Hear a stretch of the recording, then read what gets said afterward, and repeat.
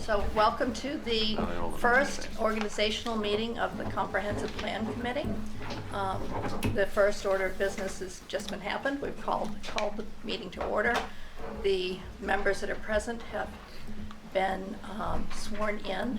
I would like to tell the committee, for one, you'll have name tags next time as soon as Deputy Mason finds where they are.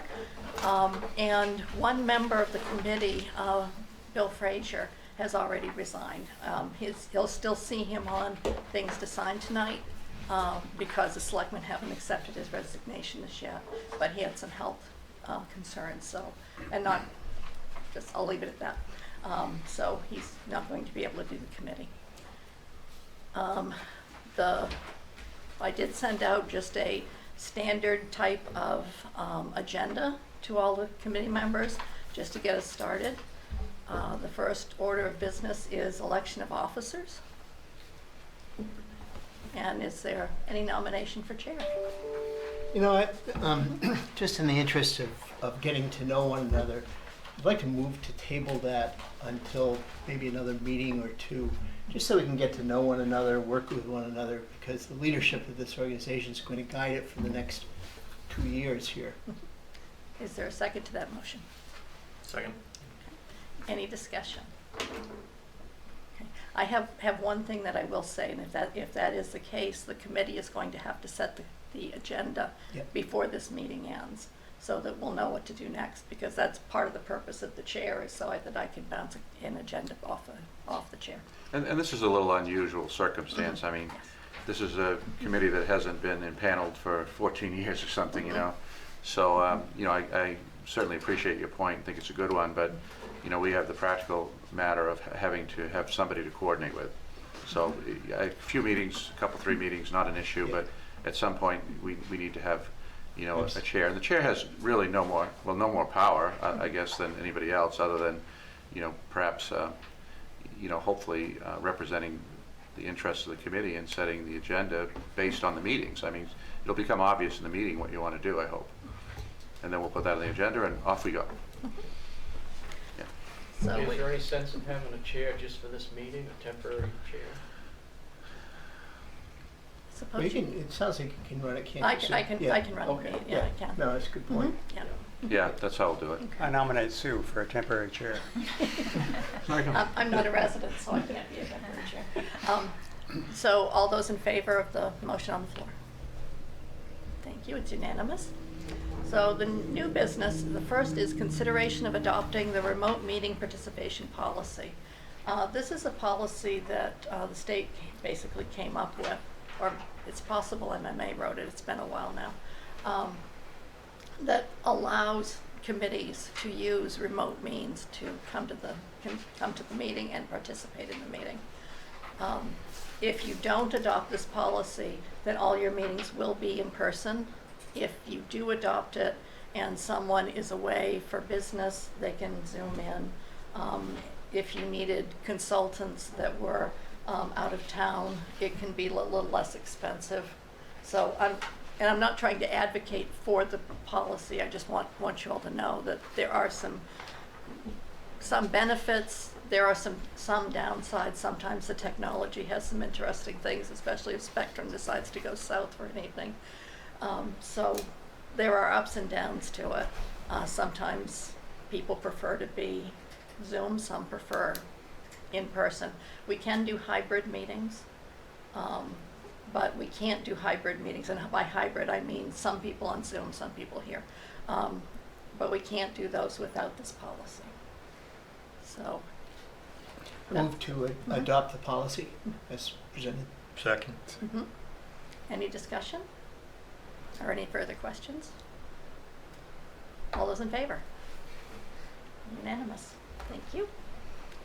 And then next is pretty much a wide open discussion of next steps, where we go from here. The one thing I will say is that, actually next step is to pass this around. If you could each sign where your name is, that's the policy for the remote participation policy. I did begin today I'm not, going out and Hired looking hand. at what kind of resources you might have as a committee for planning. Not saying you're going to do that, but I wanted to start finding out what's out there. And I can email out the list that I've come up with. It was just this afternoon, so there wasn't time to get it to you before the meeting. I've also started collecting some sample RFPs if you decide you need to go to RFP. I've gotten one from Gray, Kennebunk, Saco, South Portland, and York.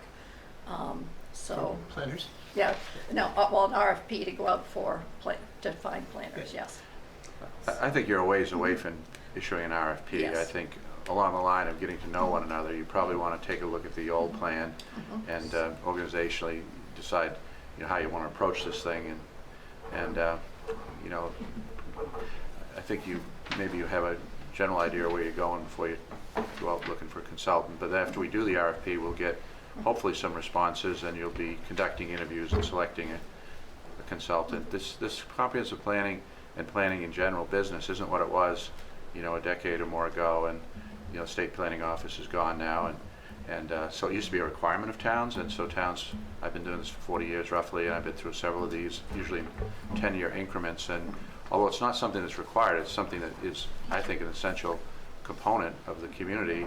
If you don't have some sort of a semblance of a direction, goal, roadmap of where you want to go, you're probably not going to have a very, I think, directed journey as you try to achieve any goals for the town. So I think it's a great thing, and I'm glad we're finally doing it, but we're not going to have the kind of support we used to have from the state, and there aren't as many consultants, but there are consultants, and we'll find a good one. Just to take us off track, I'd like to spend a little time having everybody introduce themselves, Yes. a little That's a background, wonderful who they idea. are, what they do, why they decided to suffer through this process. We can start up with John. Wow, what an honor. John Rand, been in Raymond since 1986, and family's been in town since 1944. Wife and I raised our two kiddos here. They're all went through the schools, and they're working in Portland now, and been involved in the '89 comp plan, which my folks are involved with, the Brad's 2004 plan, and was also involved in Raymond Waterways and Raymond Conservation Commission for a decade and a half or so, and believe in the process. And good planning takes good minds and dedicated folks that are here for the long haul. And that's what I'm seeing all around the table here. And look forward to working with everybody to do some good visioning and keeping our speeches concise with this big group. And working with a planner, and I trust we can find a good one to help us stay on track and make a good direction for Raymond. My name's Danielle Maloney. I've lived in Raymond for 7 years now. I have 3 kids who are starting to go through the system. They're 6 and under. So I am an attorney downtown in Portland. I started working with the town on some cases that I'd been doing, and I just enjoyed being a part of the town that I was living in. So I was looking for an opportunity to get more involved, and thought that this was probably the best option, even if it wasn't one of the only options with the town available at that time. So I was excited to jump on and keep moving. What firm are you with? I'm with Drummond and Drummond. Alan McEwen. No, Yeah. Alan? I've heard the name. Yeah. Yeah. Very good. Oh, Drummond and Drummond. No, Drummond and Horton. Horace. Horace, yeah. Yes. Yeah. I'm Brad McCurtain. I've had property here in Raymond since 1980, and I think I moved here in 86 or 87, and grew up in Portland, 4th generation Maine, but I haven't been here in Raymond as long as John's family has been. And John and I and Greg Foster were on the committee. I think that's it. Back, when did we start? 2001, I think. It was late 2001 is when we started it. And I was really pleased to see both John and Greg back on. It's a great committee. But as I've looked at the resumes of this one, I think this one can be an even better committee here.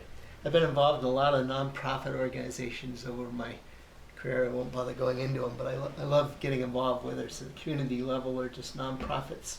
And I've been involved in a lot of strategic plans, including co-chairing this one when we did it, last updated it a few years ago. So I'm excited about this. I love the community in which I live here. I'm very happy with the leadership of the community here. And Sue, I haven't gotten to know you very well yet, but I think we will over the course of this. I was a big fan of Louise Lester and whose shoes you have filled here. So I'm looking forward to this committee getting a lot done, and I think maybe the most important thing we need to do is make sure that we get out and spend time identifying first and then meeting with all the stakeholders. There are an awful lot of stakeholders whose input we should really get to sell this plan. I think that's one thing Greg taught me on the last plan is we really need to get out into, here's one of our people, really need to get out into the community and talk to people and get, shouldn't really be our, shouldn't be our plan, it should be the community's plan. So, thank you. I'm John Clark. I'm pretty new to Raymond, moved up here November 2020, so almost 2 years. And I work in real estate development. I'm from home, so I'm spent a lot of time in Raymond right now. You know, but part of my day-to-day intersects with kind of, you know, private financing and, you know, kind of the public process of, you know, real estate. And I thought that this would be a really interesting endeavor to do and understand, you know, how it all fits together. So, and I like urban planning, so I thought that this would be nice.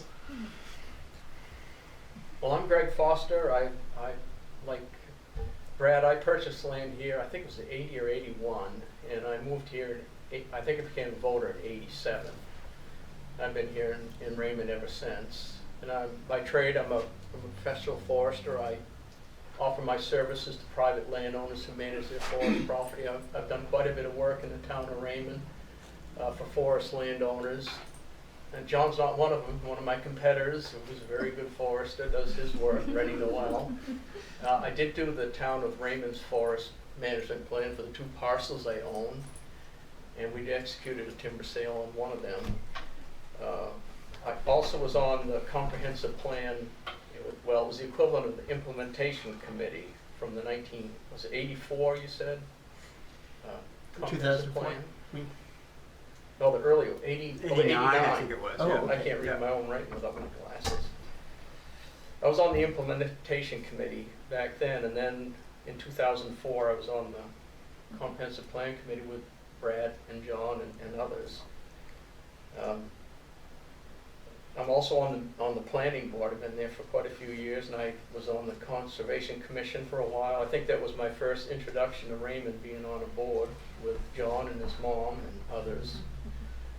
With that, I do have a lot of interest in forest land and land ownership, and I have what I think is a pretty good expertise in what people think of owning their land and being able to use it and that sort of thing. And I hope I can offer some of that understanding when we work on this comprehensive plan.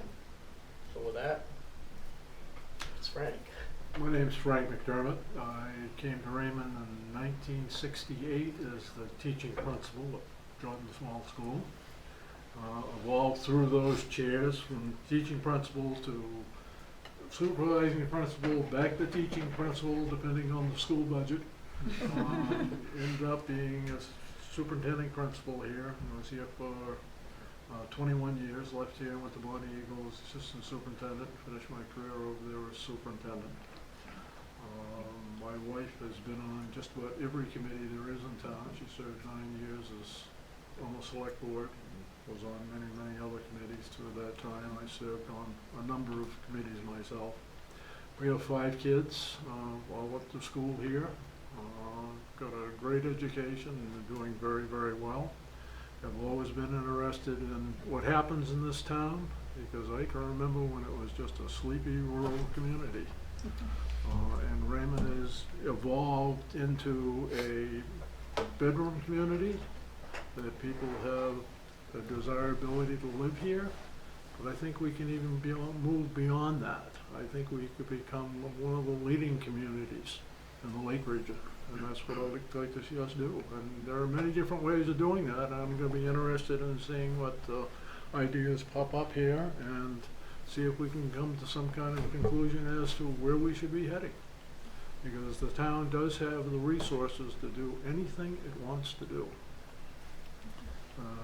Dawn, you said what? It's going to be probably $1 billion, $1.2 billion, $1.3 billion in valuation on the next Yeah, and that's round? and that's before we do our new revaluation, and so I'm expecting that, we're going to see our mill rate, probably halve, and we're going to see our valuation, half again larger. So it's going to be, interestingly, the valuation of the town, even though it's a very rural, town, tracks with some of the smaller cities in Maine and some other communities. You might be surprised. There's a lot of value here with the lakefront real estate and in general real estate these days, but it's going to be a completely different valuation post this new reval. So Frank's right. We have the resources. I used to say that all the time, but it's what you want to do. It's one of the values of the town, though, has been low taxes. That's been a very primary value. That's starting to change a little bit, but we always pay attention to it. So your job is going to be to try to set some of those priorities and figure out what we should do. Yeah, Peter Levitt, excuse me. Moved here with my wife in '85, I think. Built a house, bought 20 acres up on Raymond Hill Road here. Raised 2 daughters, went through the school system here, had a great education. Both very successful. The oldest one just recently, last year, we built a house for her on the property. And she and her husband and my first grandchild are living now about 100 feet behind me, which is kind of nice. As far as professionally, I was a hospital administrator, ran a number of different hospital services for 30 years, and spent, I think it was around 25 years on the Zoning Board of Appeals. I learned a lot through that process, probably the greatest one being, if you want absolutely no political aspirations, get on the Zoning Board of Appeals and continually tell your neighbors what they can and can't do with their property.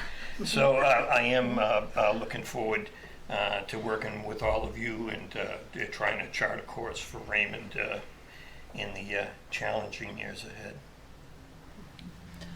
I'm Sean Mckillip. I'm fairly new to Maine. I moved here about 3 years ago. I met my wife, and it was just the right decision to move to Maine instead of having her move to New Jersey. So I kind of joined this board because I just want to give back to the community a little bit. I'm part of a anti-human trafficking organization, and I'm on the board for my church. So I have some experience with finances and really just, how do we support the community and how do we let the community know that we're for them. And this was like the perfect blend of those two, but my first experience with it in Maine. So I just want to be a big support for the community.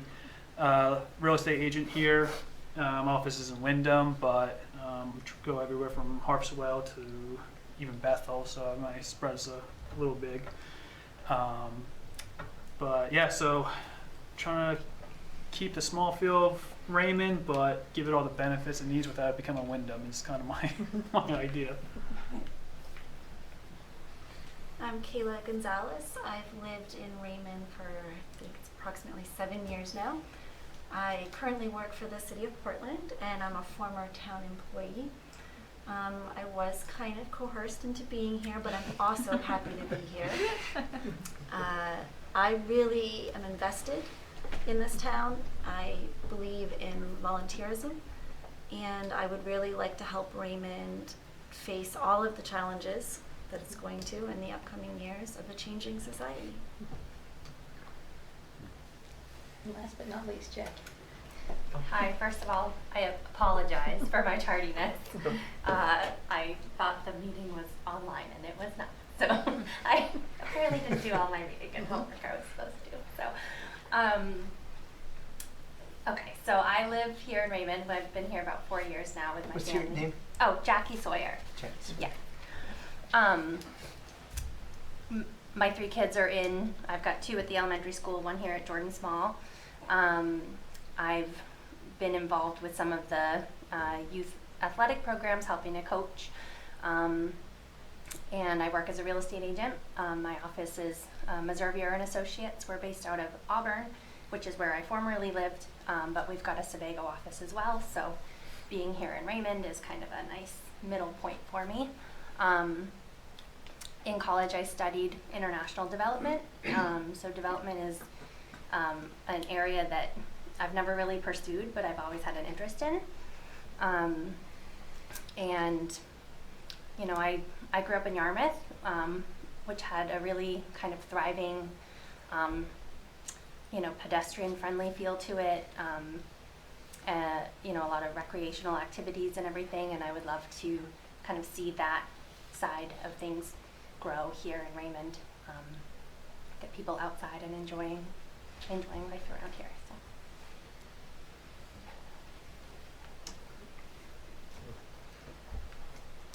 Excellent. So where do you want to go from here? A couple of questions that I had is, number one, budget. I think, Don, you... Yeah, you have $10,000 for this year, and that will be adequate because by the time you get around to deciding what you want to do and putting together an RFP, soliciting proposals, interviewing, hiring somebody, you know, I have a term of art I use, coined, I guess, all deliver at municipal speed, the speed of government. So it'll be, you'll have plenty of money to get you through to the end of the fiscal year, June 30. But next year, you'll be planning on more money, and you'll need to put together a budget, you know, to be reviewed by the Budget Finance Committee, Board of Selectmen, and then off to town meeting. So you'll have money enough to do what you need to do this year, I think, but you'll need to be thinking about next year and beyond. This is, by the way, this is a, you know, a 3-year commitment anyway, probably. So you have money, enough money. Well, I think we just swore that we'd be through by June 30th of 2023, right? I can swear at you again. Yeah. I can swear we didn't do it that quickly last time. No, we did. And the other thing I should tell you is that, you know, Chris Sue's the town clerk, and she's the principal contact person for the committee once we have, you know, the staff, or I guess the offices filled. I'll be attending the meetings. We have Chris Hansen here, who's our assistant code officer. He's been with us for, I think it was about 10 years before he went to Wyndham, and then got some excellent experience in Wyndham. So, you know, he's going to be a resource in economic development, planning and development in general. You'll see our department heads as we hit each area of the comp plan that directly relates to them. They may get really excited and come to every meeting, but probably they'll be here when it's their thing. So that's. What about minutes of the meetings? Sue takes minutes. So you'll be at every meeting then? Yes. Okay. And if she's unable to be here, we record them electronically, or we have a substitute secretary. And of course, in the town, the digital record is the official record of the town. Right.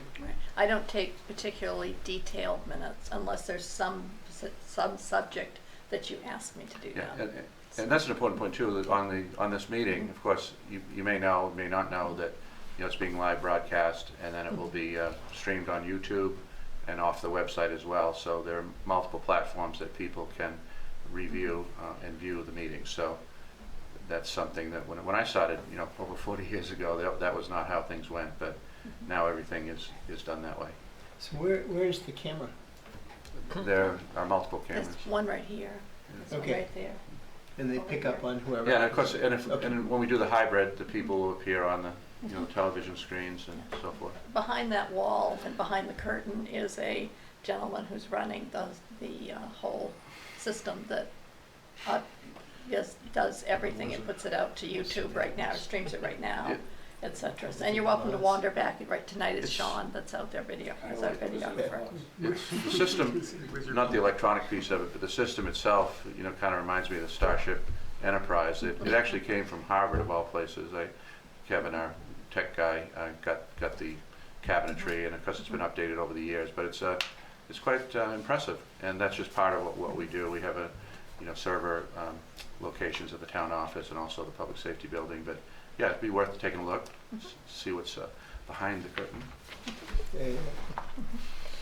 As far as the process, is it too soon to decide amongst us if are we going to use Roberts? Are we we kind of started off by making motions, seconding and voting, but just to clarify. That's typical, yeah. Yeah, it's fairly standard for the town, so.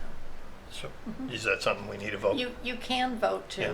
adopt Robert's Rules of Order. All right, then I'd make that motion that we generally use the accepted version or the current version of Robert's Rules. I'll second that. And if anybody would like a copy of that, we'll provide a copy. But I think it'll be It's the most important interpretation. probably for the chair and vice chair, or however you do it, or co-chairs. Is there any discussion on that motion? Just one question, yeah. How many are, everybody's probably familiar with them, but how many have actively used them in organizations? Yeah, to some degree. Because, it does get pretty formal. For example, I believe the motion to table that I made at the onset. Would actually kill it if you use the direct interpretation, yes. What's that? That would actually kill that. We wouldn't have a chair because a motion to table kills the motion. No, In no, it Roberts. doesn't kill it. It just puts it on the table. But it's non-debatable, Right. the motion, but we debated it. Yes. So that's why I was wondering, how Formal. how Yeah, formal we sure. want to get with this, because if we say we're going to run by Robert's rules, it takes away the friendliness of it. And, Yeah, I would think that, Yeah. it can be loosely interpreted through the chair. I mean, that would be some way to control it to some degree. I don't think we need a parliamentarian or anything like that, but I think those are called the Bobby rules. yeah.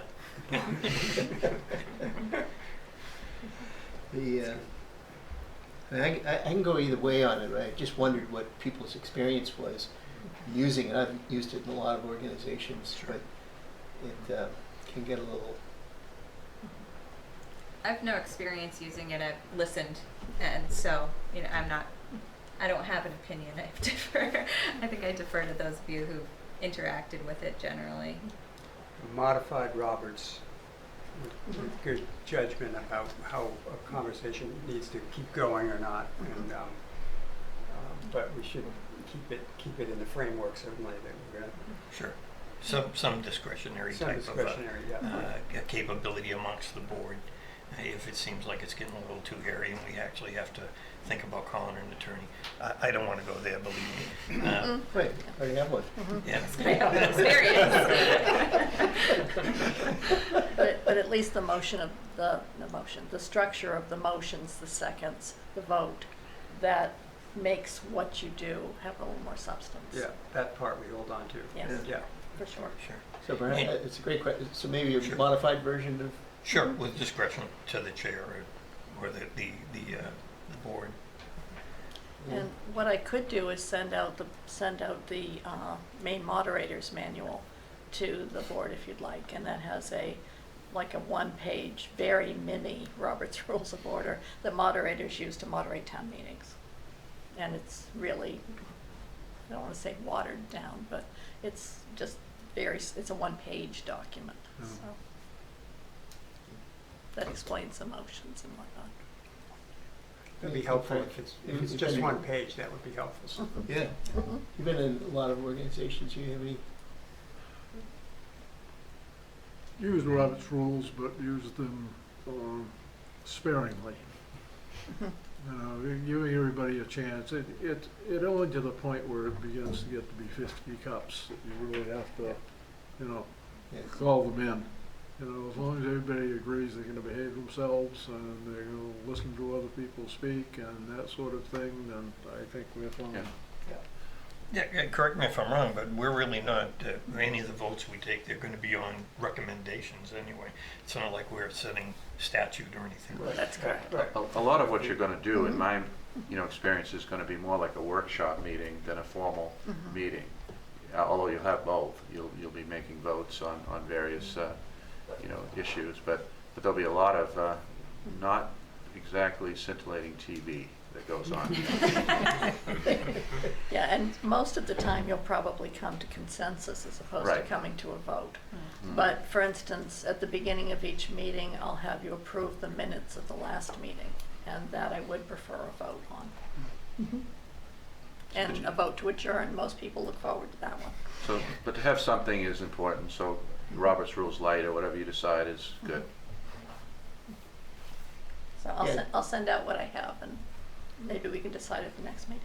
Right. No, I think if that's the dividing, but, you know, it's just, like, as I said on the table earlier, it just, if we have to get into, wait a sec, that's non-debatable, oh no, let me check, it is non-debatable. But, you know, it's just, it's not gonna be fun. And I think this really, we're all here to kind of have fun and get involved in the community and just kind of help shape the future, I think, so. Could I just ask, in the last comprehensive plan, there were no formal votes or none of that? No, I think we did some. formal votes, but I don't think we ever got into Robert's Rules at all. I mean, we took votes from people, and we had a planner named Rich Rothy. I thought was very good. I don't know about you guys, but I thought he was really good. But one thing we did do, Don, is as we moved along, we actually left items. In other words, we finished them off as we were going along. And that surprised me a little bit. I found that, you know, we weren't going to go back and revisit something other than, you know, things changed. And so that's something we ought to think about too, because you know, we'll look at a lot of parts of the community as we evolve here. And the last planner had us, you know, let's just say we were looking at where should businesses be encouraged to locate in the community. You know, we discussed it, we researched it, discussed it, and then we voted on it, and we didn't go back to that again, even though, you know, other information came up. And so that might or might not be the way to do it this time, but just to give you some I think on that, of course, you'll have ideas, but when you get your consultant, you'll have that discussion, and it may or may not be the way it was before. And, you know, I mean, either you did a review or you have a super excellent memory, because I was saying 14 years, it's more like 18 years, I guess, since we did this last, and so I don't know as it'll be the way it was then. Yeah. And I mean, a lot of it will be how you want to do it and what the consultant thinks is the way to do it these days. Yeah. And I agree, Rich was good, though. Yeah. Yeah. I do remember that much. You know, I'd like to get some input on video conferencing versus live meetings and hybrid meetings. You know, like just about everybody here, I embraced it during the pandemic, and I still embrace it. I happen to like video meetings, but what's everybody's feelings on? Before we go to that, Yes. we do have a motion that's been seconded on the table. Oh, on Robert's Rules, sorry. Yes. Thank you. So is there any more discussion on that topic? It's maybe a hybrid of, not a hybrid, but a loose. And Do Peter, one do you and bottom? Greg both agree with Yeah. that interpretation? Yes. All those in favor? Opposed? Thank you.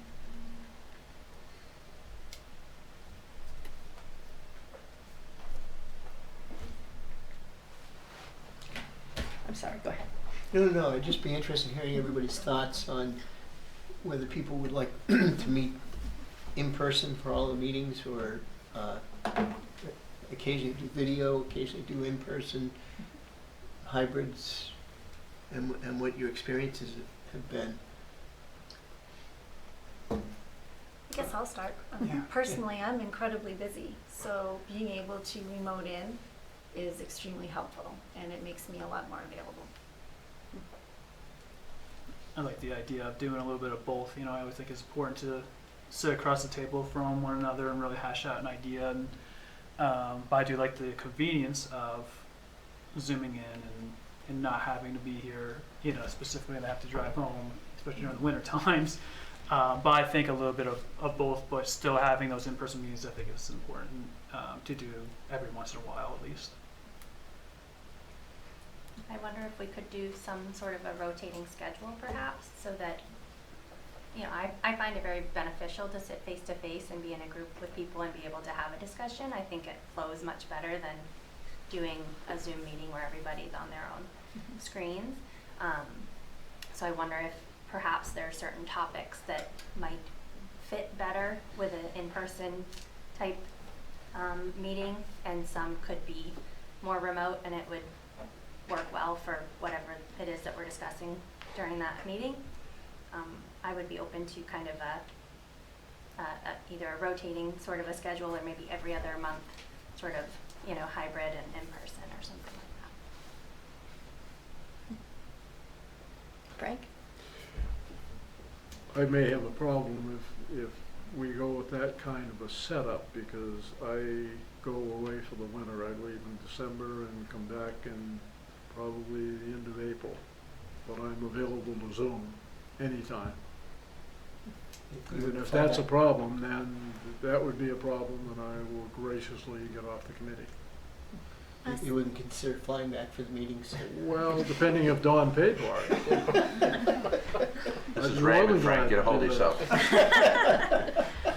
Sue, this time and whatever time we set up for our meeting will be held for us, correct? Yes. So we could say that the meeting is here, but if you have to attend remotely, that's an option for you? Yes. Okay. Yes, that's what the.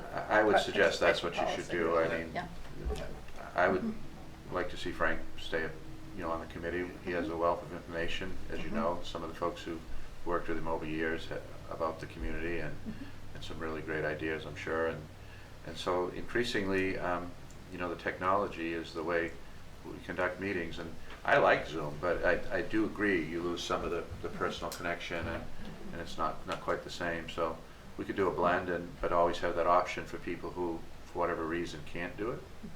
I think that's the way to go. We've had enough Zooming, in my opinion, or Teamsing over the last 2 years. It's going to take us all 2 to 4 years to heal from all that technology learning, which has obviously advanced the world. But yeah, let's have a meeting here every month or whatever it is, and for those that need to Zoom, that'll be available thanks to the technology savvy of the town of Raymond. That'd be a simple way to do it, I guess. Yeah. So I have a question. Would we be seeing people on Zoom on the screens You here? would see them up here on the screens, or if we had some sort of presentation, you would see it up there. Anything that's seen on the screens is also broadcast. What you don't get when you Zoom into a meeting that's here is getting to see everybody at once, because the camera angle is so far back that you don't really see anybody other than little stick figures around the table. It's So not going to be the same. It won't be the same as experience. Zoom. Yeah. Yeah, You're going to be looking into the meeting room yeah. as So- opposed to a Brady Bunch thing. Yeah, so whoever is being focused on at the time, basically whoever's speaking generally is who the videographer will move the camera to. And that's who you'll see on your Zoom if you're on your phone or on your laptop or whatever. But you can still hear everyone if someone else speaks. You just won't, unless you get really good at recognizing And voices, we you won't can see you. necessarily see. Yeah, Yeah. and we see you all the time. And if you're the only one, we see you really well. No, this is well set up for hybrid meetings. So often you get one little laptop over in the corner, with people who are on it. This is great for hybrid. Thinking that assuming that that's pretty well agreed on, is thinking we do monthly meetings right straight through until we're done. That would be my suggestion. I think that's what we probably did last time. Yep. So we did. That was only So, monthly. I think more than a monthly would probably be tough for people like Kayla and others. A number of folks still working full-time here. I'm one of them too with Kayla, probably most of some of you folks. You're still working Full time. Yeah. You weren't going to retire for this committee, Brad?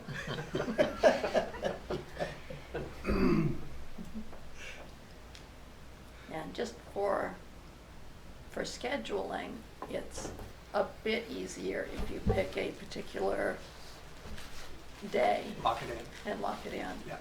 Because that way other committees will know, okay, this day is always going to be for you folks, and they won't try and beef it. They'll also set it up on the calendar that way. But if you choose to move it each month, you're more than welcome to do that as well. Would we do well to try to spend a minute right now setting that day? You could. That's on the agenda anyway, yes. One question is this where most of the committees meet? Do the selectmen meet in this room? Yes. Yes. They all Okay. meet here. Okay. So do you have a calendar that you could share with us, either now or by email afterwards, of what the different, It's a when town, they meet? Well, it's the town calendar, and I did send it out in an email earlier. Okay. But it's, the select board meets the second Tuesday, planning board is second Tuesday. ZBA is fourth Tuesday. The recycling committee, which should be winding up, is usually on a Thursday, but I think it's the second Thursday. Mondays we generally don't do, and Fridays we generally don't do. Good policy. Yeah. Although sometimes Mondays are used by the Yeah. budget committee during the budget review. No, well, not for the last 3 years, but they have been. Yes, but they have been. We have Mhm. at times had to do that, so, Mhm. so you're basically, you're talking about Wednesday or Thursday, Wednesday or Sue, is that what Thursday. you're talking about?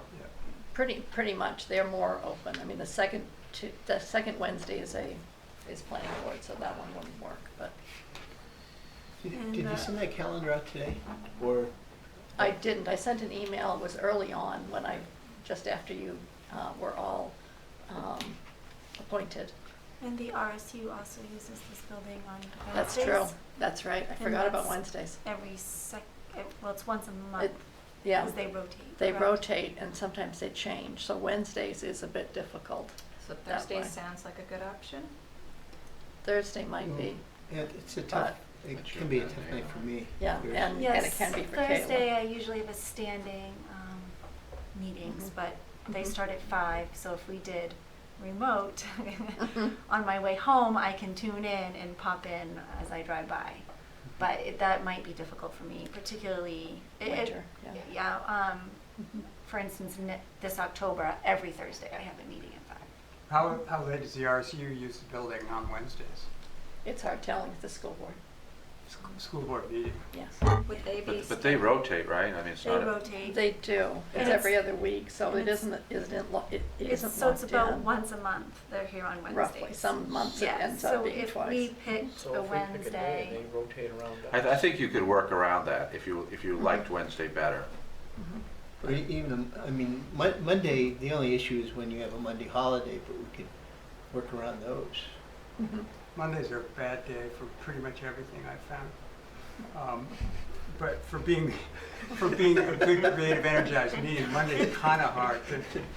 I would vote for the Wednesday slot. I think it seems Monday would also be unkind to Sue. Yeah, but I wasn't gonna say that. That's why it's bad. I We don't have- always work on Mondays and I live in Richmond. That's why it's Mhm. bad. Sue's not in town. Mhm. Yeah. Budget and Finance Committee, what days do they meet? Well, generally Tuesdays Okay. in between select board, and that will begin in pretty much end of March, 1st of April. Okay, so Mhm. I'm good for Mhm. Wednesdays. I'm good for Thursdays, but sounds Thursday's not great, so I'm good for Wednesdays.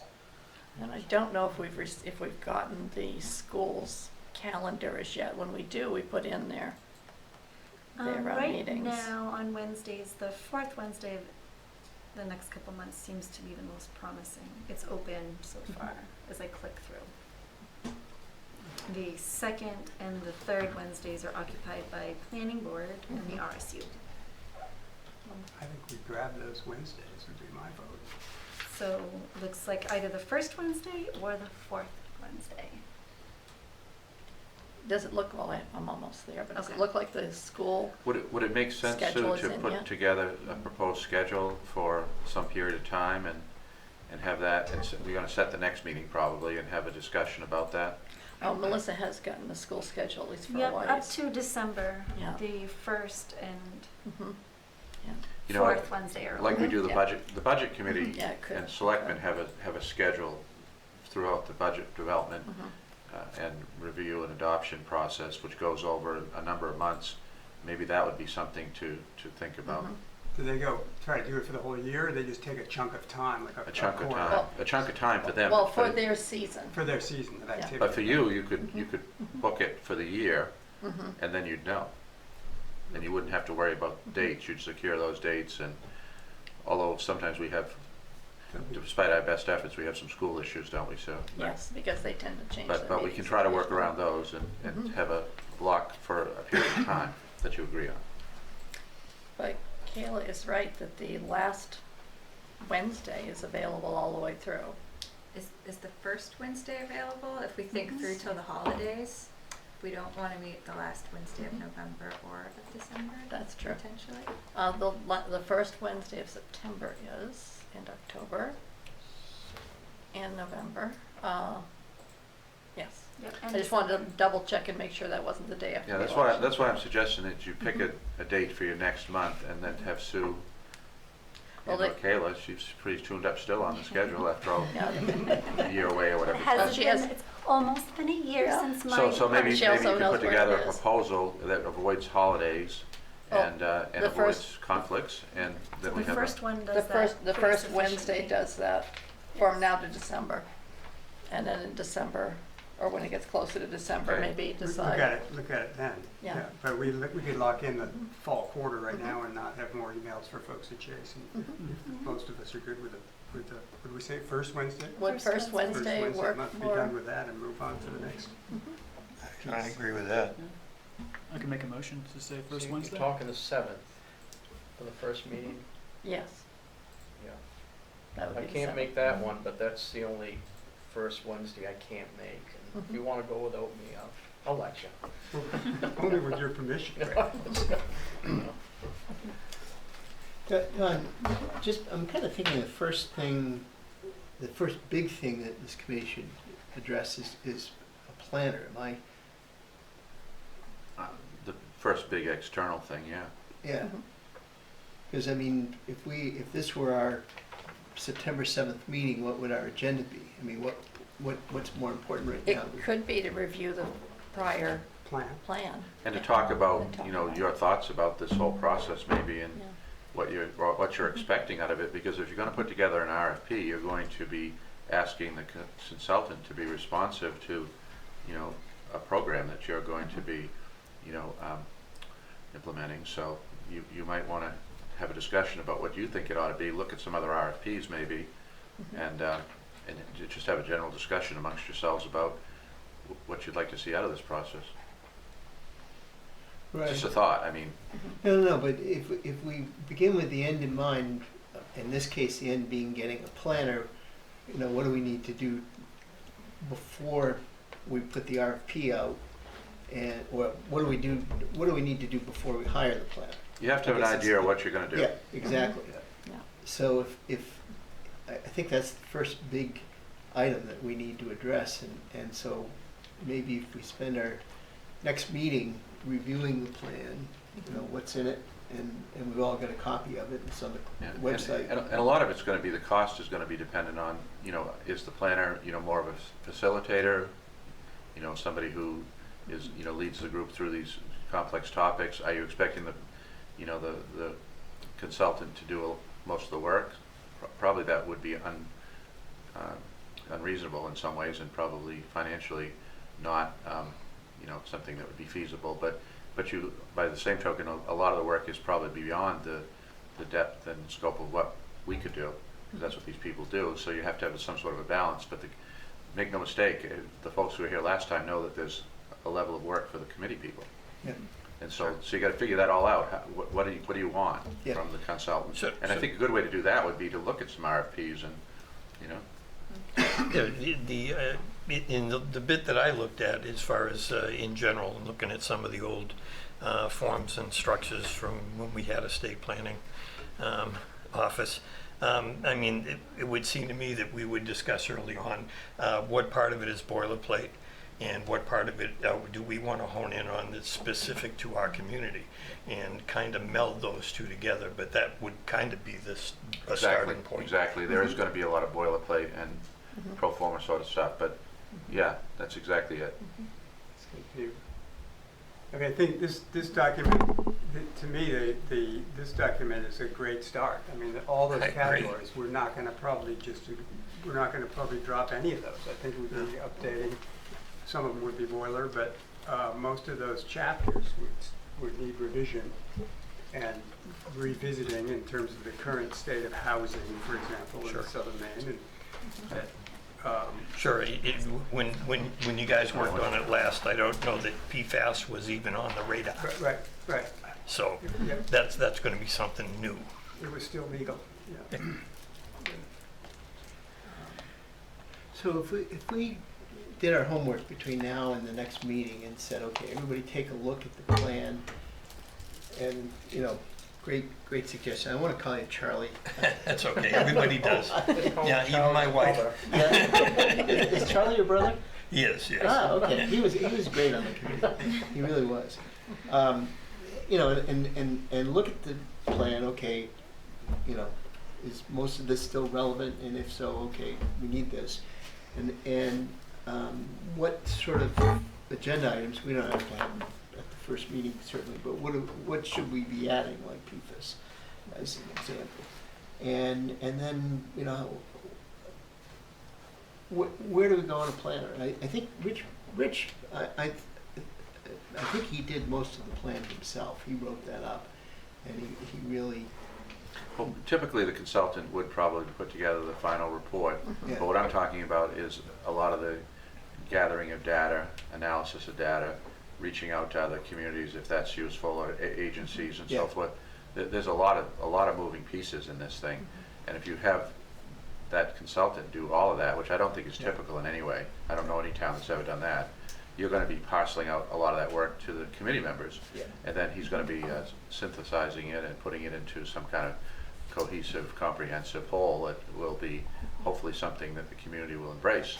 And we'll have hearings to find out about that. We'll, you know, you'll present it in pieces and so forth, or you know, maybe in some other way. I don't know. We'll have to decide all that once you get somebody.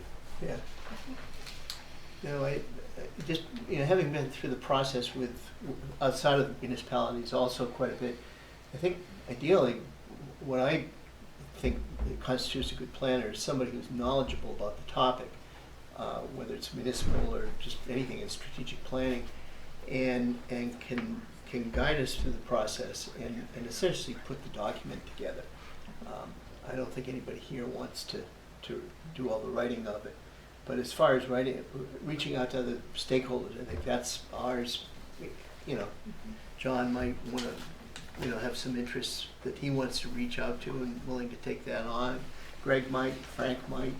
I mean, we've got some wonderful resources here from people, their backgrounds of what we could reach out to and the knowledge. So I think the committee itself can do that.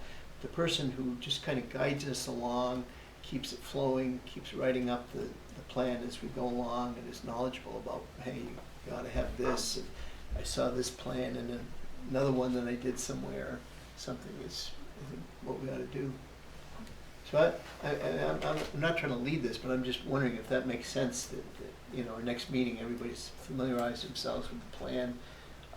What is it that we really think would be good in a planner?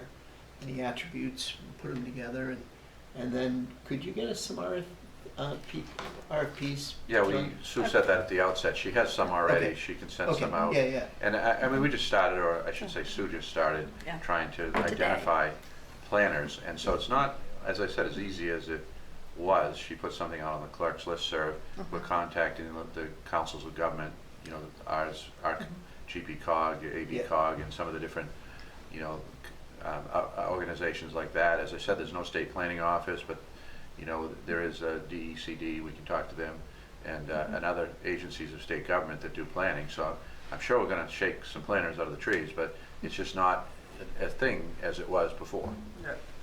Are those land use planners in general, or were they land use planners that had experience with comprehensive plans? Maybe I you couldn't get that specific, probably. I couldn't get that specific just in doing searches. I've left messages with some of these folks. Good. I have had some clerks get back to me and let me know who they use to update their comprehensive plan. Great. One's in Cutler. I'm not sure we'll use that one. But maybe. There's one that, where was it? Was it York that used? No, there's a contract planner with AV-COG that also does Southern Maine Planning and Development.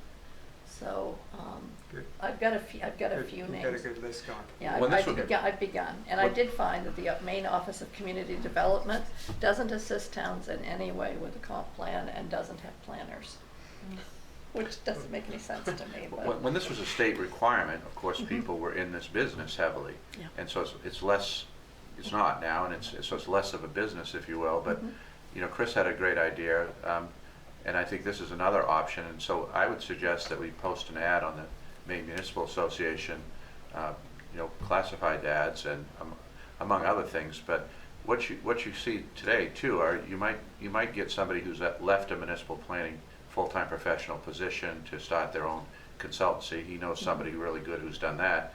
You might also find somebody who's a professional planner in a larger jurisdiction who would do it on a, you know, on a part-time, you know, on a basis as an extra job kind of thing.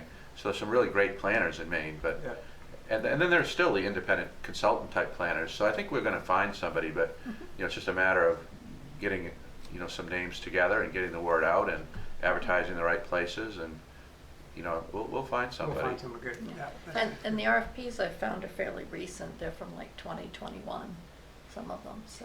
Yeah. And it may turn out that I'm wrong. I mean, maybe there may be planners everywhere. I don't know. That's good. I don't have as much experience with this, so in terms of what a planner does for us, how much of a time commitment is it for them? Do they just meet with us on our Wednesdays, or do they do work outside to assist reaching out to resources? What level of commitment is it for them? The second one and then some. Okay, all right, thank you.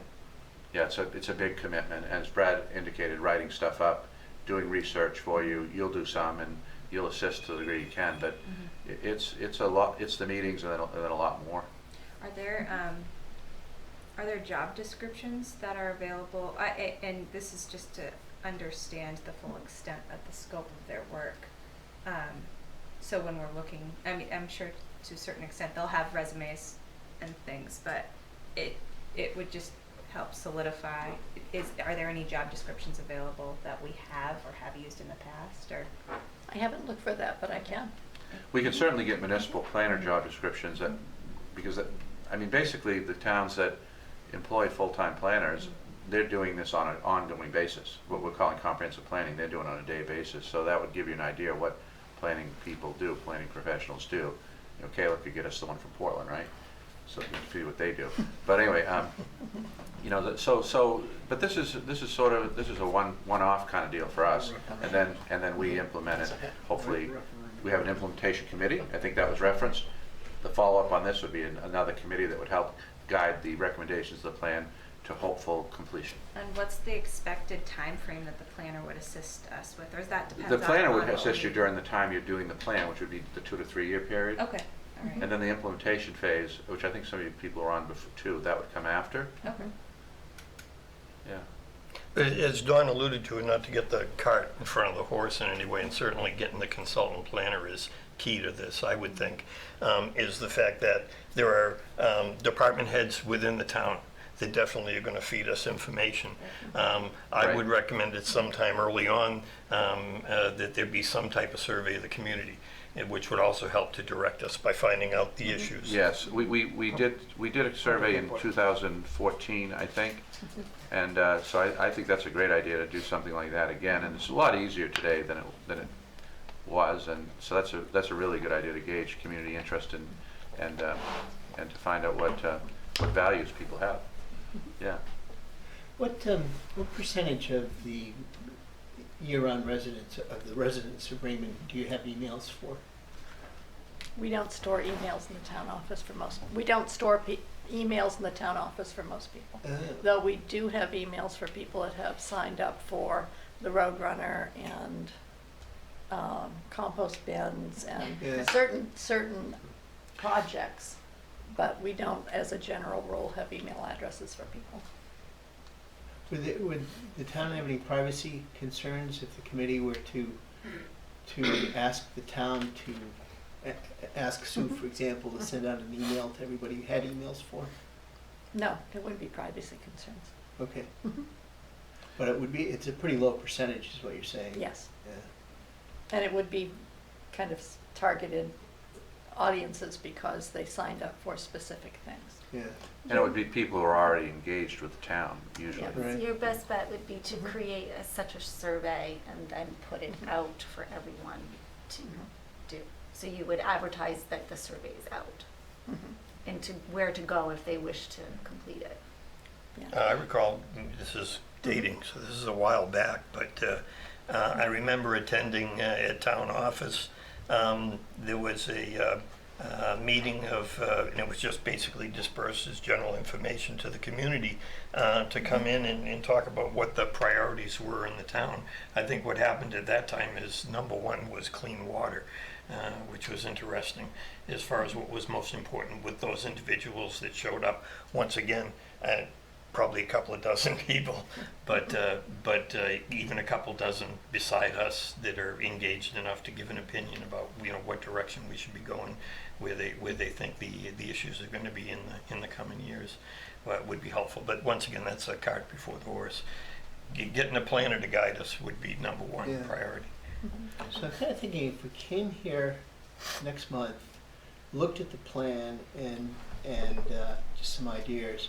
We have our RFPs, and what do you think, Don, is a realistic time from the time the RFP goes out? And do we mail out the RFP or Yes. we go through? Okay. So We'd advertise its availability in places where planners might hopefully look for such opportunities. We would mail it out to known planners directly. So we'd publicize it to the best of our abilities, and you have to give a sufficient amount of time, because it's going to be, I think, somewhat of an undertaking to reply to the RFP once you see what it is. I would think 30 days anyway. a month, anyway. And then you're gonna get them in. You're gonna have to have a meeting to go through them and decide who you like to interview, and then you're gonna start up interviews. So there's another month. You see how we get to deliberate municipal speed, all deliberate municipal speed. So I think your best case is probably, maybe the first of the year or something like that. Yeah. Is there a requirement to use an RFP? I'm wondering, because did we use one? I thought we did interview a couple of planners, and Rich floated to the top. Yeah. That's my recollection too. We started, GP Cog had someone who kind of got us in the initial meetings, much like you're doing, and you're doing, Don. And the other thing we had back then, I think we had Amanda Simpson too, right? Yes. So Amanda Simpson is now the Director of Planning Development for the town of Falmouth. So she was very helpful. Yeah. We had her on staff here in a different capacity. So I think she helped get things rolling too. Yeah. And GP Cog doesn't do anything No, with they don't, planning right. any longer. They at all. don't do planning. No, not at all. Wow. They become more of a transportation organization these days. Yeah. All of the planning information they have on their website is from the 90s. Wow. So, I mean, what's the downside of doing an RFP is not having a planner in place till January. And Well, you might do December, I don't know. yeah, but we're not But going to get much done. the upside is the planner knows what we're looking for. It's a broader section of people, Right. rather than just just 2 or 3 advertising, that we I talk wondered- about. The reason that you do it, I mean, there may be a way to short circuit it if you wanted to do it faster, but the reason that you do it is so you get a variety of, you might talk to 4 or 5 people, and you'd learn a lot about planning and how they approach it by talking to different people, So I mean, if you could select somebody, but that maybe would close some opportunities that you wouldn't know about if you didn't talk to people who are responsive to your RFP. Sue, the RFPs that you're digging up, are they RFPs that towns have put out for general planning services? No, for a comprehensive For plan. comprehensive plan. So Yes. if we get 2 or 3 of those, we're going to have a template that will be spot on and adjustable to what we need. Yes, you can pick and choose different paragraphs or different pages cut that and you like, paste yes. and And I can paste them together for you. And I think it's incumbent probably on the group to go home and before we come back for the next meeting to have a sense of the categories in the 2004 plan. So Sue, and can you use send that if they don't have the plan, can you send the plan electronically to everybody? They already And have Oh, they already have it, access to okay, it. so can you send the RFPs to them ahead of time too? Yes, I so can they send see that tomorrow. We can do that kind of thing, Yeah. push things out to you electronically so you can see Yeah. it before the meetings. So we're coming to the next meeting well versed in what an RFP looks like, and everyone hopefully will have had a chance to read up on the current plan, and also with a sense, which I was hoping we'd spend a minute on tonight, which is which of these items are the hot burner items, because we obviously want to address all of these and maybe some new ones and maybe drop some out, but to me it seems like there's so much info in a comprehensive plan. There's got to be like 2 or 3 at most kind of key items that get rolled ahead. We're not going to roll all 10 elements out and succeed with all those. Yeah. But 2 or 3 big things, whatever they are, housing and economy or There you go. conservation and My experience has been in preparing for numerous accreditations, evaluations, and inspections in healthcare. What an inspector told me once is, what you want to be looking at is what's on the news. So what's in the paper, what's on the news, that's what they're going to be looking for. So it's not that the other stuff isn't important, but I think that's one way to kind of identify. So I mean, I joke about PFAS, or you mentioned, John, housing. Housing seems to be pretty hot right now. Yeah. So it's those type of things, but. Right. I'm just kind of, I mean, the way I would do this if I were trying to do it for our company is I basically would talk to people, in this case, talk to some other communities. Gray, I think, just completed one or is in the process of starting one. I think McGloucester completed its. And I'm happy to do this. Maybe somebody would like to help me with it, but get on the phone and call a few communities. You know, when did you last update your plan? Who did you use as a planner? We're happy, and then send Yeah, out. That's what Sue's doing. That's what I'm doing for you. Oh, you're doing it. Okay. Mhm. That would be That's what great, I'd be and then down. just send the RFP out to them rather than, you know, if we put it, if we advertise the thing, you know, and we gotta wait however long before the publication of the website. I don't know, but I could see that just dragging on for 30 days, just waiting. Well, no. Well, one of the things I was going to say is while you guys are looking for a planner, one of the things you should be thinking about is what is your vision individually for the town. Right. Comprehensive plans are developed to direct growth and to affect the zoning ordinances for the town. And they're going to be, that's the document that guides the town for the next 10, 15 years until we do this again. One of the comments I heard tonight from, was it John? Sean. John, was that he was on this committee because he didn't want to see Raymond turn into Wyndham. Well, comprehensive plans were developed to slow sprawl, because if you don't have controlled growth, you get it everywhere. And my role for the town is I'm code enforcement, zoning administrator. I've been doing it. I did it for Portland. I've done it for Wyndham. And zoning is the most important piece to direct growth. We have areas in town where we have 3-acre zones, we have 2-acre zones, we have 1-acre zones. We have commercial districts and residential districts. We have a shoreline zone. This comprehensive plan that you have did a great job. Raymond is a wonderful community. That's why I live here. It's probably why most of you live here. So I think that, you know, reviewing the plan, coming up with what your vision is, where you think growth should happen, where you want to see this town, where do you want to see it go? You should be at the mic, I'm sorry. Well, I thought I was talking loud enough. You know, You probably are for the committee, but. I think, you know, I'm not a planner. I've worked with a lot of planners. Don was alluding to some of the planners I know that I worked with in Portland and Wyndham. Wyndham did a comprehensive plan while I was there. It's a great opportunity to get public participation, find out where we want to go as a town, and keep this ship floating in the right direction. Because this is a great town. We have some of the most precious mountains, rivers, streams. We have clean water. And I think that's what we all want. We want it for our kids. We want it for our grandkids. So I think it's a real important task that we have. I'm excited to be here, and I know you wouldn't have volunteered if you're not.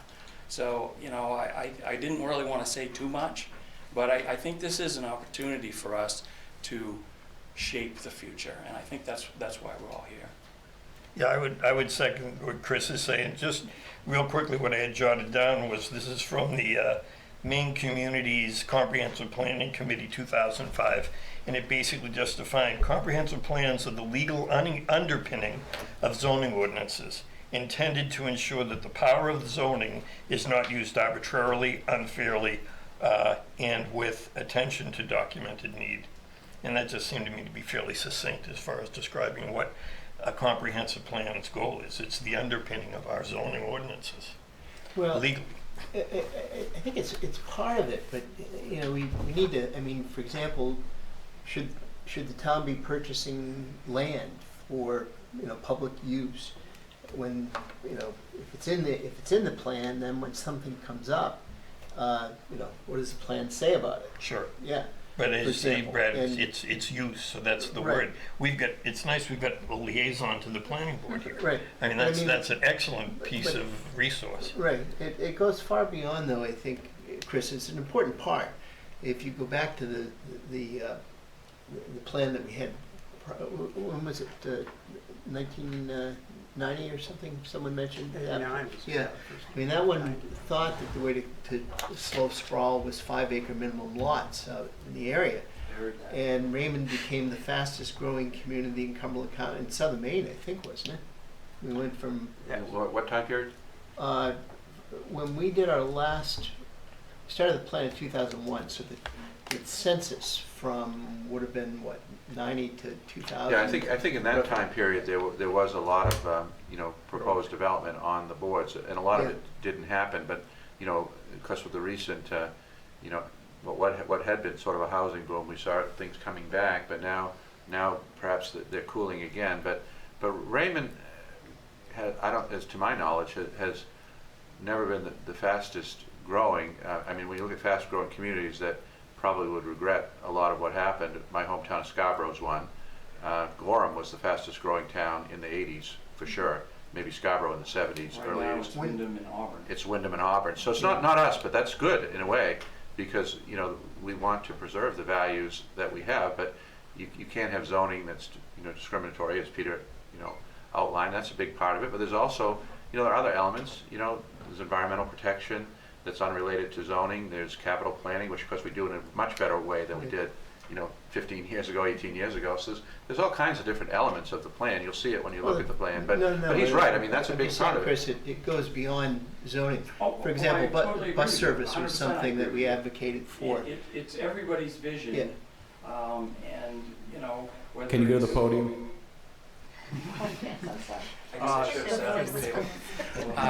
No, I'm totally in agreement. I just wanted to make the point that this plan is the underpinning for zoning, is how this all came about. But it involves this, in the 2005 guide that he was referring to, I think it's 255 pages of guidance to the comprehensive plan, which we don't get from Maine State Planning now, but there's a lot to this, and I agree with you. I mean, to get buy-in in the community too, this needs to be the community's plan, not the committee's plan. And if it's seen as the committee's plan, the community's, it's Well, just that's not why gonna- as much yeah. outreach, I think Peter hit that, you know, the exactly. survey, you know, having Stakeholders. periodic, you Yeah, know, and we can work sessions on- for a public hearing. Yeah. You know, and no matter what you do, by the way, you're not going to get a universal agreement. You know, when this thing's done, hopefully it's something that, you know, people are going to embrace and think is a good plan and approve. But it may be bumpy getting there, and you know, people don't get engaged until they see something in the plan they don't like. Then they get engaged. I think that's a good point. I think we're going to want to see both sides. We're going to see people that want growth. We're going to see people that don't want growth. There's going to be a lot of disagreement, I hope, in this committee, and then we come to a consensus. That's what a good committee should do, is disagree and then agree to disagree. And a compromise. And compromise. Compromise. I think John is on to something when he starts talking about the 10 areas. Looks like we're going to be spinning our wheels for a little time as we get this thing up and running. Maybe the next time we come back after reading and going through the comprehensive plan and looking at those areas, we can come back and talk about what areas we have interest in, or what areas people we know have an interest in, just to find out where people are. And that would be some place we could start some discussions. We can have some discussions before we hire a planner. Yeah. I mean, I think we should, you know, lay it on the table, what's important to us, what's important to the people we know in the community. It's a basis of a start. Maybe, that's a great point. Maybe another exercise before you come to the next meeting would be to write down the 5 or 10 things that are important to you about Raymond. Or maybe the top 3. Top 3, okay, so we top keep, 3. Keep it in a Manageable. digestible box. Yeah, and pick 3 Pick of the 3. 10 that Yeah. you think are Most important to you and to the people you know. And with that, we will have some overlap, but we'll probably cover all 10, 12 chapters. Absolutely. And there's probably a couple chapters that aren't in here that might fit into one of the boxes, but And there may be some things that aren't in there altogether that are important now that weren't then. I don't know. I think the important thing in a committee like this is you come and you listen to the ideas people put out, and if you don't walk away with a change of mind and what you walked in believing, then you probably aren't doing your you're job. not doing your job.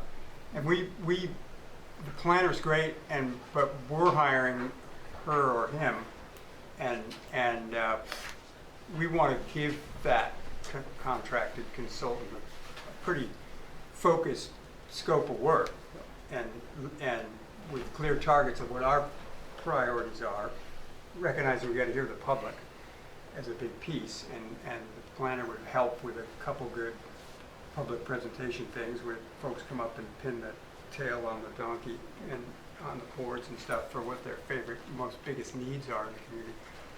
But yeah, we can be most efficient use of expensive planners by getting them a relatively narrower focus, not necessarily narrow, but focused scope of work. That one wants to spend most of your time on housing and land and or whatever, and not have him just or her go free range on the whole book. I would say something I found delightful is section 1, which is history. Ernie Knight's, I don't know how we're going to improve on that, but maybe someone will have something to add, but it's certainly enjoyable when you read it. It really gives you the background of how Raymond came to be. I can give everybody applications for Raymond Casco Historical. There we go. There's a new chapter, you get at least a paragraph for that, Frank, in the new book. You know, it would be interesting on your theme of top 3 is what are our personal top 3, but what do we see as the top 3 for the community? Not us, but ours plus, what do we think Raymond thinks are the 3 top for here?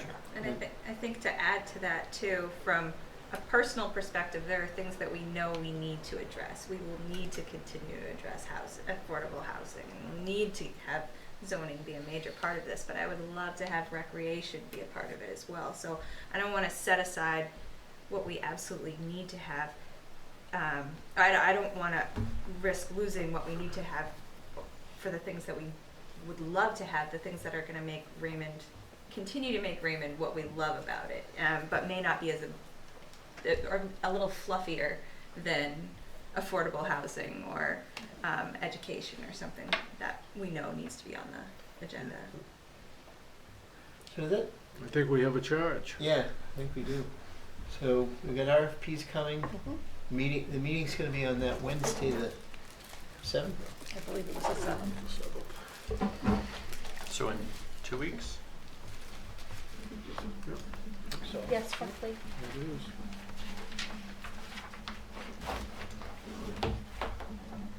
Wednesday the 7th at 6:30 here. Wednesday,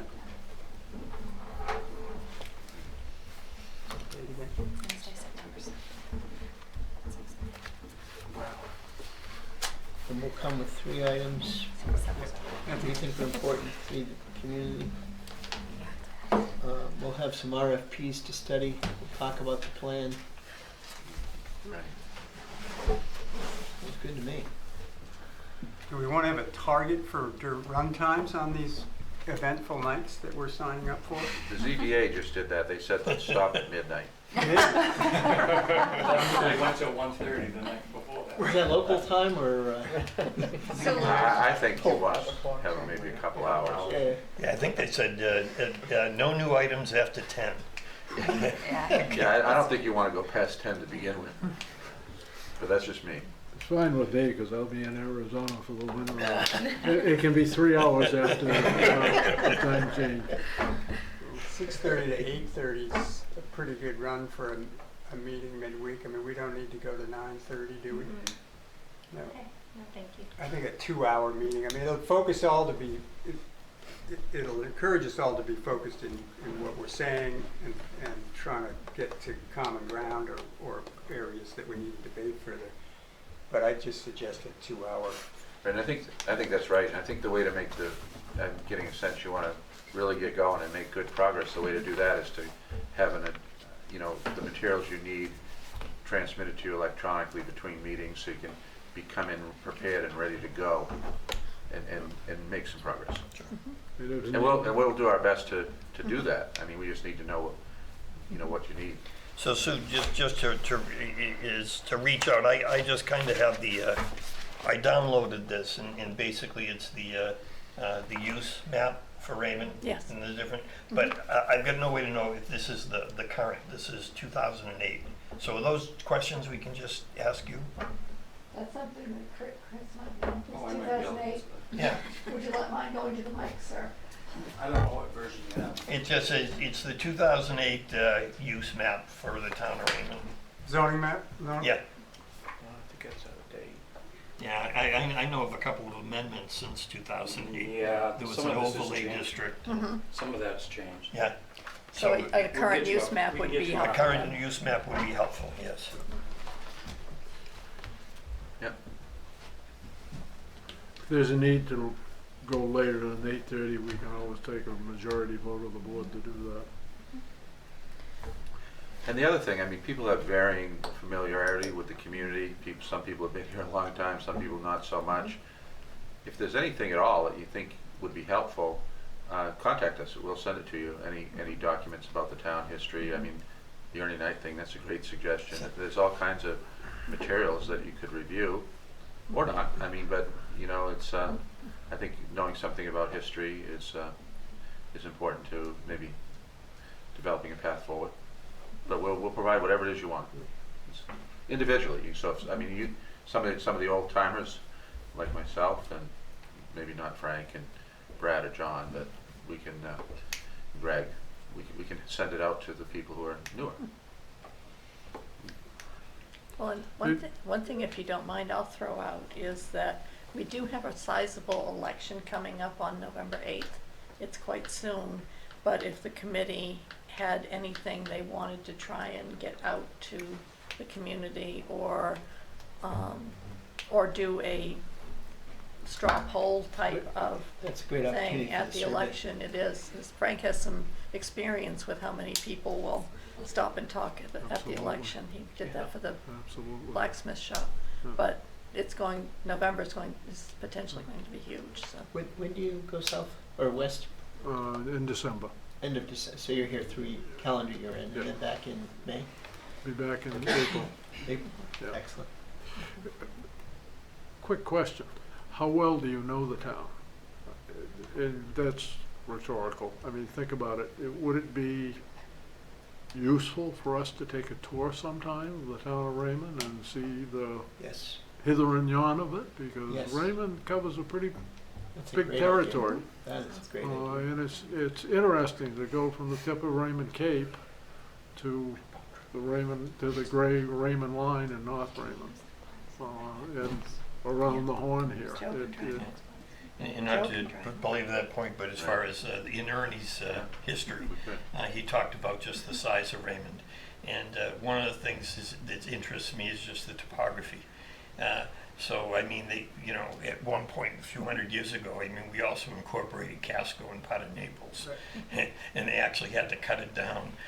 So we are pretty big land-wise, but when you think about planning and zoning, we're all hills and lakes. Yeah.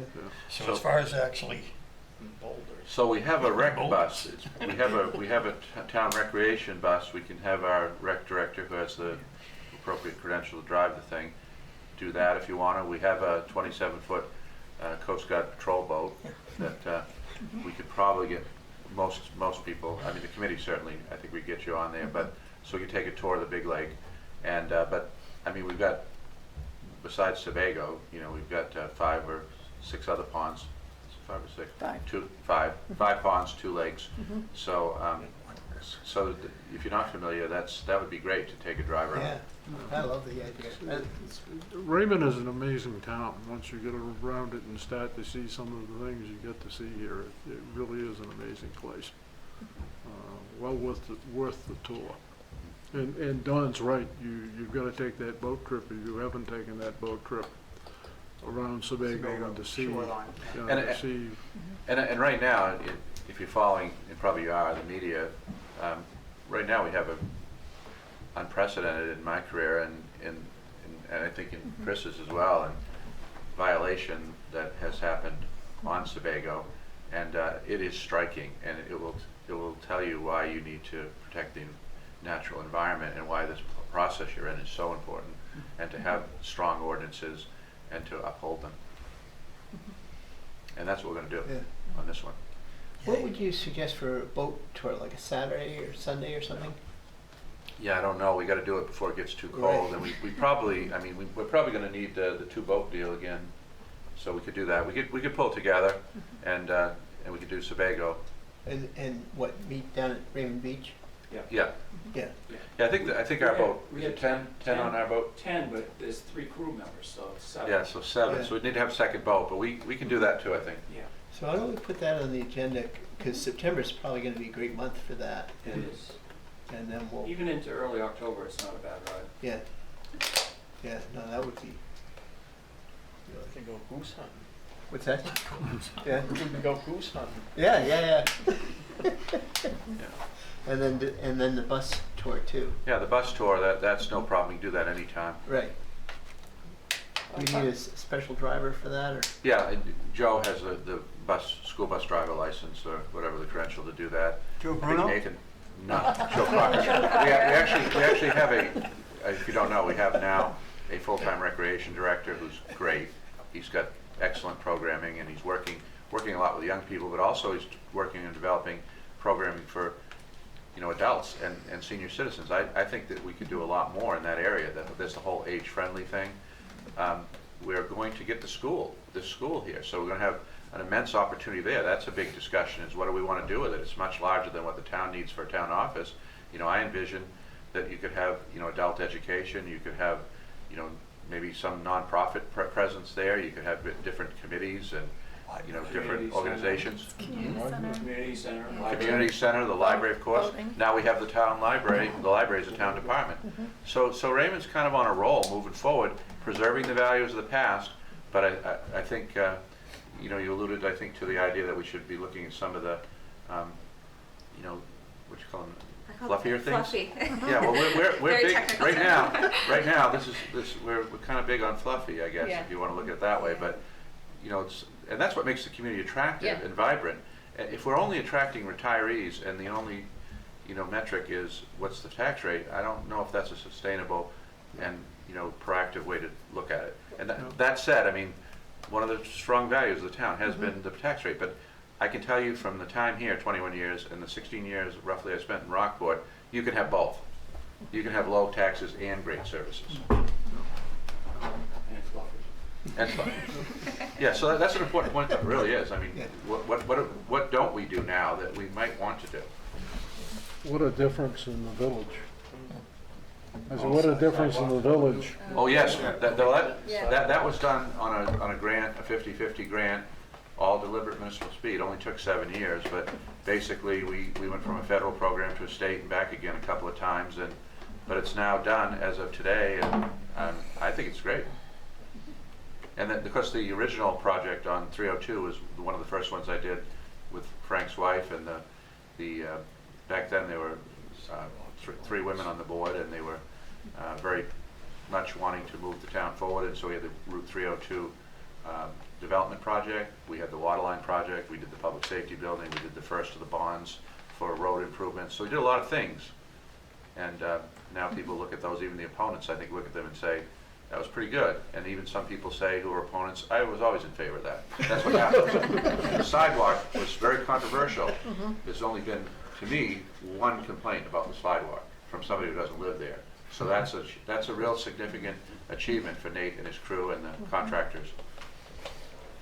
And, from my perspective too, last I knew, we still had a AAA credit rating, right? We do. That's One of the few. one of the few. When we That's got amazing. it, we were one of 5 or 6, and we got it on the first try. It took Falmouth a lot longer than that. Well, Well, yeah, we've always been better than Falmouth. So I'll just use an example. There's very few towns in Maine that have that, so that's pretty. When you don't succeed here, we send you to Falmouth to be the town manager. That's right.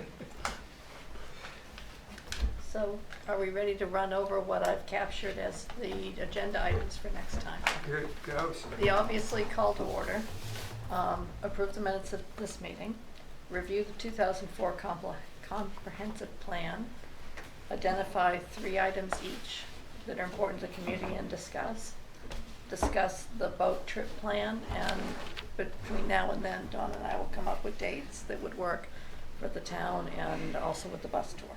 Yep. And have you interacted enough to consider election of officers next meeting, or shall we put that off another meeting? we'll see how it goes and put it out there, and we can bring it off the table anytime. Okay, yep, I'll leave it on then. And then I always put on the end, though you folks can change it if you want, I always have public comment, planning, comprehensive plan committee's comments, and an adjournment. A standard at the end. Is that okay with everyone? Good. So is this being broadcast live now? Yes. Yes. So are there any public comments? Well, it's being broadcast, but the only public right now is Mr. Hanson. Well, he's not public. Well, Staff. He's staff, but he's also sitting in the public. I have no comment. Oh, so it's not public comments from people on Zoom? that- It would be if Could be they were on Zoom. Zooming, but this meeting couldn't be Zoom because you hadn't yet adopted the remote participation.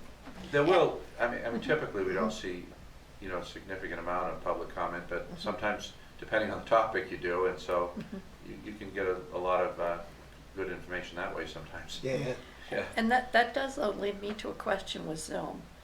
I will set up a Zoom meeting for every meeting and send it out to the committee members. What other committees are doing is if none of the committee members are on Zoom, then the meeting is only here. It isn't on Zoom. Good. Is that something you'd want to continue, or would you want to allow the public to come in via Zoom? I think, Go ahead, Brett. yeah, no, I'm all in favor of as much input as possible. I agree with that. Okay. Yeah, it seems like that would make sense for this committee. But you have to, and some towns have learned the hard way about controlling Zoom too. Yes. And we had to come up with procedures, policies to Yeah, prevent so- something really. Yeah, I Not have the good happening. ability of cutting off video and sound. Right, but we've actually seen a little bit of it here even, Yeah. so, yeah. You post Mhm. a Zoom link for the meeting Yes, it's to posted. in the- on the Wayman website, just like the recycling committee, anybody could jump in. Yes. It's on the meeting on the calendar. But But they can jump into view, but if they're muted, they can't speak. you can. They can raise their You can hand raise your within hand Zoom. and participate. That's Um, correct. Mhm.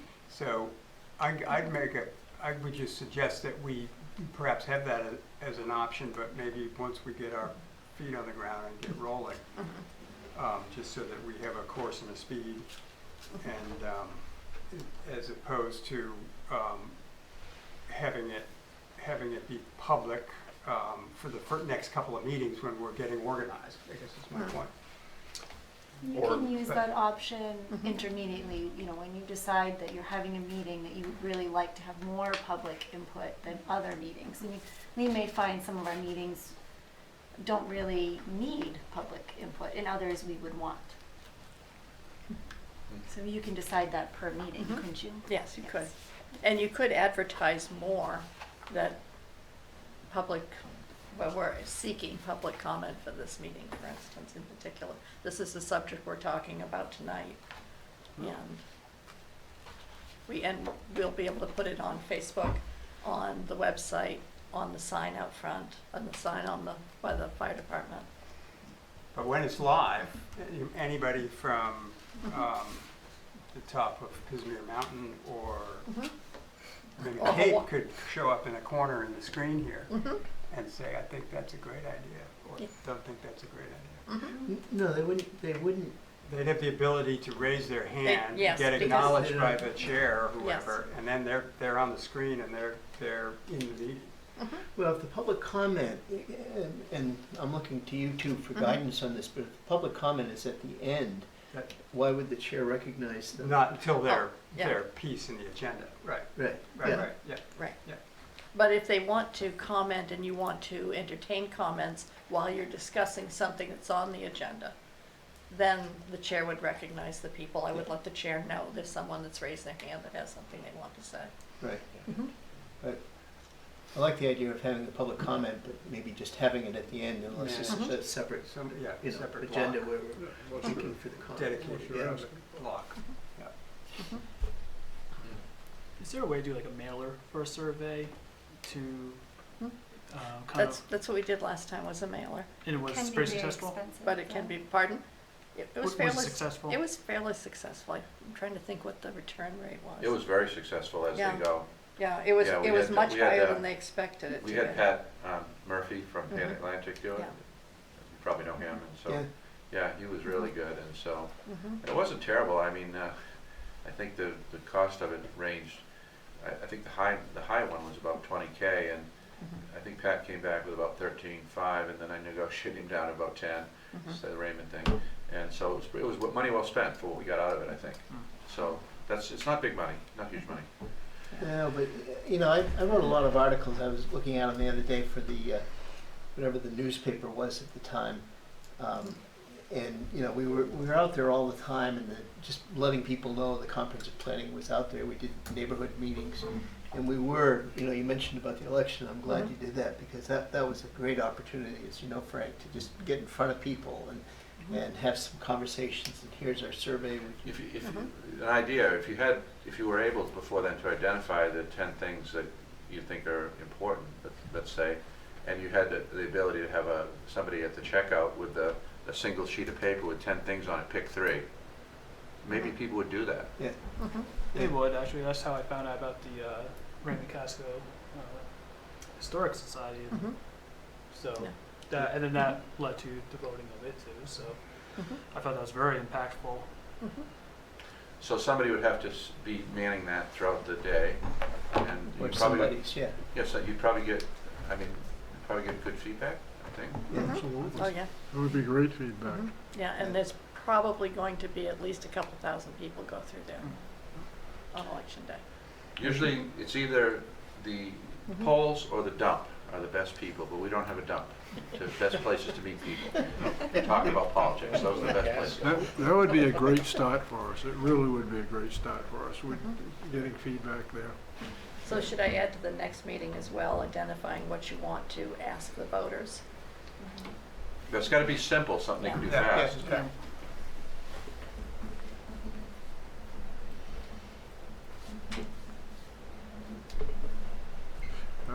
If nothing more than those 10 items, and ask them to pick 3 that they think are important. Mhm.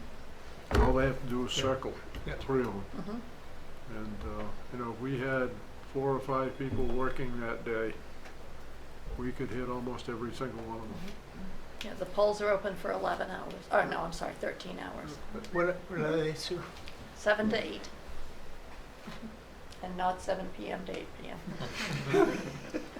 Well, if we didn't have, enough people from the committee, maybe we could figure out a way, I could work on that to see that we get it staffed. We might have some staff members. I would Yeah. work on that, but Mhm. it would be better if we had committee people to the greatest degree possible. And, Mhm. Frank's right, you gotta have enough people so you can handle the flow, so people aren't inconvenienced. Mhm. Do either of you know roughly offhand, in person versus, I saw a ballot box in front of the town office. That's absentee. And mail-ins, roughly how that breaks down for Raymond? Exactly, I do in a second, as soon as I get to my folder.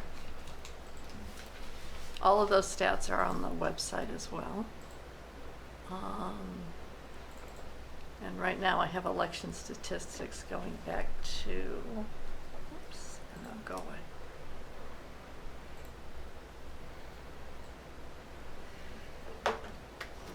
Going back to the 80s, in as much as I could glean from there. With the primary election, no, that was, why am I missing that? What was your question? Let me say, with the presidential, we had Get a sense of how many people 56% of showing the up turnout for was with election. absentees. Yeah. 300. 56% absentee on the presidential, she said. 56 absentee. 56%. Wow. Of That was 4,300 2020. registered voters. We had 1,799 absentees out of a total of 3,177 Do you think cast. the pandemic influenced that? Yep. Absolutely. It has and it will continue to, I believe, because through the Changed. pandemic, really has changed. Yeah. The pandemic made people more aware of absentee voting. They tried it for the first time, realized that it was something that was easy to do, and we're seeing higher and higher percentages of absentees. The prior presidential, let me go back to that. There are other avenues, though. We could have a survey at the library. You can Mhm. have it at the town office. So as people go in and do their business, there's one Yeah. that they could fill Mhm. out and return. Yep. That's what we need is creativity of Yes. different places. We should do that too. Yeah. Mhm. Yes. Do everything we Yeah. can. Well, is the survey something that could go out with an absentee ballot? No. Or no? That's a separate- No, it yeah. can't, that's not legal. Okay. Mhm. It's a good idea. But But- But we can typically- have an electronic survey that we send out and we Right. advertise. Survey Mhm. Monkey. The other thing that will be Something like going that. out is tax bills. That hits a few households in town. And that we could potentially put a slip of paper in that said, we have a survey online, or whatever. And if you like, I could look into possibly Survey Yeah. Monkey, for instance. Mm. There's And some the online Roadrunner- surveys that could be The done. Roadrunner page is what, once a month? in the Once a month, we have the Winnebago? Roadrunner, you put it in Yeah. there. And that goes So to we every can put household. things in there too. We could You put, could actually Which put the gets to survey everybody. in the Roadrunner. Yes, you could. we could put Because we this- could use that space, that, She what, used 2 to produce pages, the Roadrunner. 2 pages Yeah. that you have for the Roadrunner. Mhm. We could actually put that in there, so you could just cut it out and return it. Send it in or drop it off. Send it in, drop it off, Fax how, it. you know, whatever you would want. So that's another use for Not that. a 'Cause problem. Yeah. the biggest thing is about getting this out to people. Electronically doesn't hit everybody. Voting polls doesn't hit everybody. Right. No matter what you do, you will be missing a subset of people. So the more ways you can spread it out, the better. And then, of course, there's social media too, and Mhm. although people generally only pay attention to that when something bad is happening, but this, we do have Facebook as well, I guess. Mhm. put an ad in the Wyndham Eagle to direct people to a website or tell them that they Mhm. could Well, pick up one the of road, our It's the Roadrunner Roadrunner. is. That's the is Roadrunner? It's in the- it's in the Wyndham Eagle Inside once of a it. month. Yep. Mhm. But the Wyndham Eagle, great thing too. I mean, we should get an article about what we're doing, Mhm. and it's a front page above the full story, I'm Mhm. telling you. So we get that in the And in the usually Eagle. free, Huh? and usually free. And it's Or free, yeah, and it cheaper. goes to every postal customer. Now, Mhm. what happens though, I mean, some people read that Wyndham Eagle and our Roadrunner, I'm sure. And when we used to produce it ourselves and it was like a newspaper, there were people who really anxiously awaited for that to come out. And so there are people who get it and just throw it in the trash at the post office too. So that's a great idea. I mean, let's use the Eagle. And to answer your previous question, Brad, the previous presidential was only 30% absentees. So And that's a then big we went difference. up to almost 60%. That was 2000? That was 16. 16 versus 16 was 20. versus 20, yeah. So the pandemic Mhm. had a great effect and will continue to, I think. Doubled it. The percentages have remained high since then. Mhm. Is there anything local, anything Raymond on this ballot? Yes. There's the Portland Water District Board of Trustees 5-year seat Okay. that's up this year. That does not usually generate I a was big gonna say, turnout. that's a big ticket item right there. Yeah. I almost forgot to do it. That's how big it is. Yeah. But we don't have our own seat though, do we? No, we have a shared Sure. seat with Yeah. With Wyndham. Wyndham. Yeah. And I'd never met our representative until I Mhm. compelled her to go out on our boat trip to see the violation. Mhm. She's nice. She's a nice Yeah. person. I'd say we got a pretty good list for next Yeah. time. Mhm.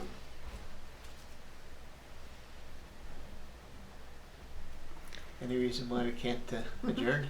There isn't. Well, we haven't had public comment. Are there any other comments from the committee? I'll entertain a motion to adjourn. So moved. Second. Second. Second? All those in favor?